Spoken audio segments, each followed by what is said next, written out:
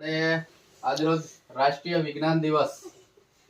વિજ્ઞાન દિવસ નિમિત્તે આપણે આજે ક્વિઝ સ્પર્ધાનું આયોજન કરેલ છે. તાકલીપાડા મુખ્ય પ્રાથમિક શાળાની અંદર આજરોજ આપણે ક્વિઝ સ્પર્ધાનું આયોજન કરેલ છે, જેમાં 3 ટીમો અહીં ઉપલબ્ધ છે. સૌપ્રથમ અહીંયા ફર્સ્ટ ટીમ છે ડોક્ટર વિક્રમ સારાભાઈ, એમાં 3 સ્પર્ધકો છે. તેની બાજુમાં છે ડોક્ટર અબ્દુલ કલામ, એમાં પણ 3 સ્પર્ધકો છે. અને કલ્પના ચાવલા, બરાબર, એમાં પણ 3 સ્પર્ધકો છે. 3 ટીમો છે આપણી પાસે, બરાબર. હવે 3 ટીમો માટે આપણે 3 રાઉન્ડ રાખીશું. ક્વિઝ સ્પર્ધામાં કેટલા રાઉન્ડ રાખીશું? 3 રાઉન્ડ, બરાબર. પહેલો, બીજો અને ત્રીજો રાઉન્ડ. 3 રાઉન્ડ પછી ડિસાઈડ થશે કે કોણ વિજેતા થાય છે. હવે તમારા માટે સ્કોર બોર્ડ અહીંયા બનાવેલ છે, બરાબર, જો છો ને? ડોક્ટર વિક્રમ સારાભાઈ, ડોક્ટર અબ્દુલ કલામ અને કલ્પના ચાવલા, બરાબર. એમાં પહેલો રાઉન્ડ, બીજો રાઉન્ડ, ત્રીજો રાઉન્ડ એ પ્રમાણે સ્કોર લખવામાં આવશે. હવે આપણે સ્પર્ધાની શરૂઆત કરીએ ત્યારે આ સ્પર્ધકો માટે જોરદાર એકવાર તાળીઓ.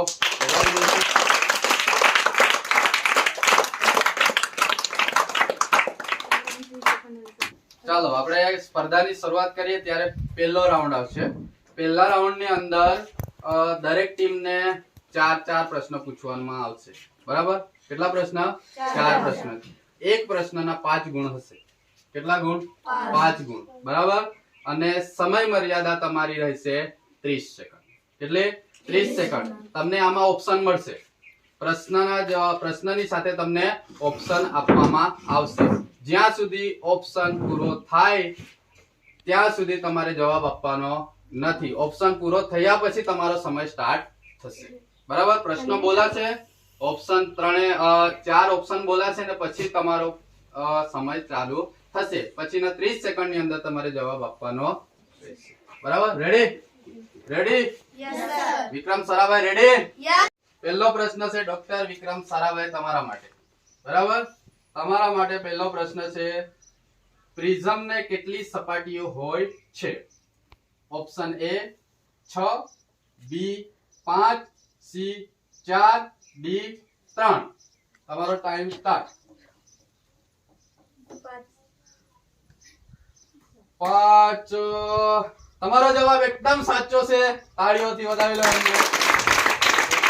બીજો પ્રશ્ન છે તમારા માટે, વનસ્પતિ પ્રકાશ સંશ્લેષણમાં કયા વાયુનો ઉપયોગ કરે છે? Option A oxygen, option B hydrogen, option C carbon dioxide અને ઓપ્શન D નાઇટ્રોજન. એમનો જવાબ એકદમ સાચો છે.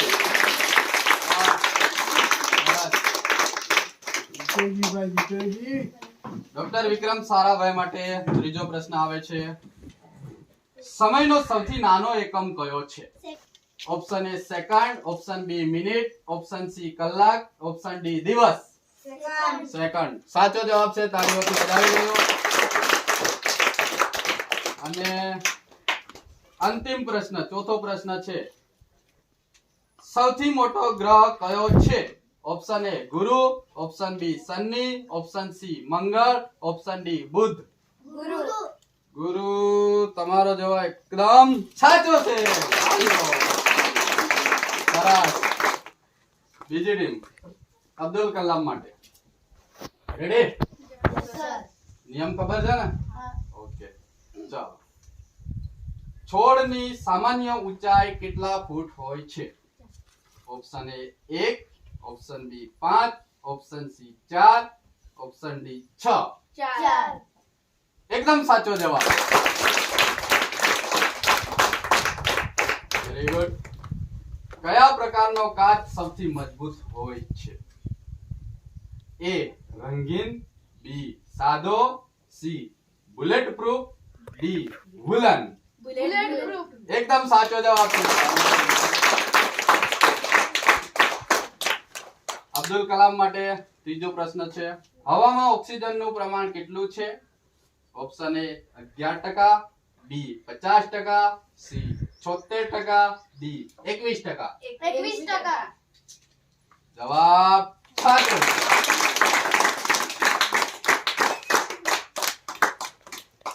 અને ચોથો પ્રશ્ન, વનસ્પતિનું રસોડું કોણ છે? ઓપ્શન એ ફળ, બી મૂળ, સી પ્રકાંડ, ડી પર્ણ. એકદમ સાચો જવાબ છે. Option A acid, be base, C ક્ષાર, ડી તટસ્થ. એસિડ એકદમ સાચો જવાબ.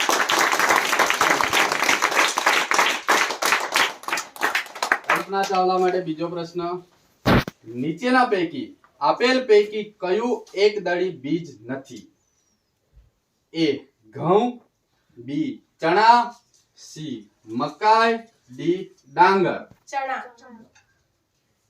સાચો જવાબ છે. ચોથો પ્રશ્ન. બીજને ઉગવવા માટે નીચેના પૈકી કયું પરિબળ જરૂરી નથી? એ હવા, બી પાણી, સી ગરમી, ડી પક્ષીઓ. પક્ષીઓ બિલકુલ સાચો જવાબ છે. અહીં પ્રથમ રાઉન્ડ પૂર્ણ થાય છે ને પ્રથમ રાઉન્ડ 3 આપણે ક્વિઝ નો ત્રીજો રાઉન્ડ ચાલુ થાય છે. ત્રીજો રાઉન્ડ નું નામ છે બઝર રાઉન્ડ. કયો રાઉન્ડ? Buzzer round.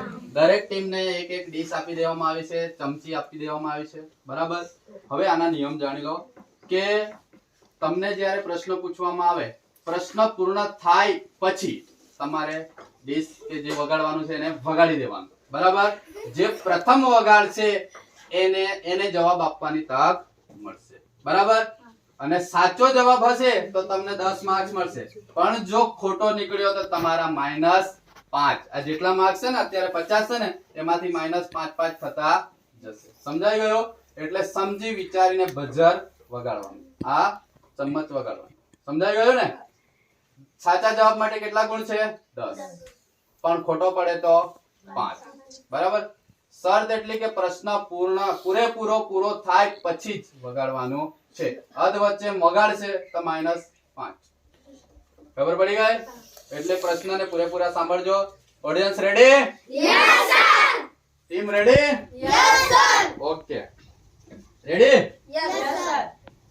તમારો પ્રશ્ન છે, પ્રથમ ભારતીય મહિલા અવકાશ યાત્રી કોણ છે? કિસને બજાયા? વિક્રમભાઈ. આ બાજુથી અવાજ આવ્યો. ડોક્ટર વિક્રમ સારાભાઈ. પ્રથમ ભારતીય અવકાશ યાત્રી. પ્રથમ ભારતીય અવકાશ યાત્રીનું નામ કલ્પના ચાવલા છે. આ જવાબ તમારો બિલકુલ સાચો છે.